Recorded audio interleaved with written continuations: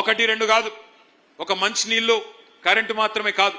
హైదరాబాద్లో ఎన్ని పనులు చేసుకున్నాం మనం. కరోనా వస్తే ఆ రోజు మూతికి బట్ట కట్టుకొని మూతికి మాస్క్ వేసుకొని ఎవరి ఇళ్లలో వాళ్ళు కూర్చునే ఒక దయనీయమైన పరిస్థితి.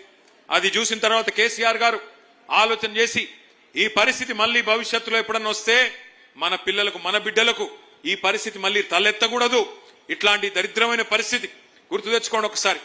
వెంటిలేటర్ల కోసం పైరవీలు, ఆక్సిజన్ బెడ్స్ కోసం పైరవీలు, ఆక్సిజన్ కాన్సన్ట్రేటర్ కావాలన్నా అని దండం పెట్టుకునే పరిస్థితి ఎమ్మెల్యేలకి నాయకులకి. ఆ పరిస్థితి మళ్ళీ రావద్దని చెప్పి కేసీఆర్ గారి నాయకత్వంలో ప్రతి బస్తీలో ఒక బస్తీ దవాఖానా పెట్టుకున్నాం. బస్తీ దవాఖానాలు 350 బస్తీ దవాఖానాలు. ఏ చిన్న గోలికి కూడా, ఏ చిన్న మందు బిల్లకు కూడా రూపాయి ఇచ్చే అవసరం లేకుండా ఉచితంగా ఆ కార్యక్రమం. అట్లాగే డయాగ్నోస్టిక్ పరీక్షలు, డి హబ్ పేరిట డయాగ్నోస్టిక్ పరీక్షలు, 24 రకాల వైద్య పరీక్షలు ఉచితంగా చేసుకున్నాం.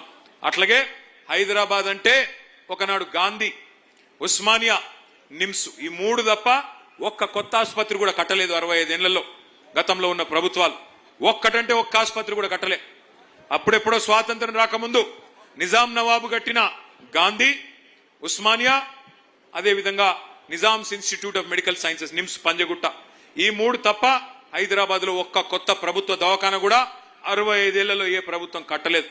అదే మన నాయకుడు కేసీఆర్ గారు హైదరాబాద్ లోని పేద ప్రజల కోసం 1 కాదు 2 కాదు 4 TIMS hospital, Telangana institute of medical sciences, ఒక్కొక్కటి 1000 పడకల ఆసుపత్రి సనత్ నగర్ లో, ఎల్బీ నగర్ లో, అల్వాలలో, గచ్చిబౌలిలో, ఉత్తరం, పశ్చిమం, దక్షిణం, తూర్పు అన్ని వైపులా 4 వైపులా 4000 కొత్త పడకలు, అందులో 3వ వంతు ఐసీయూ.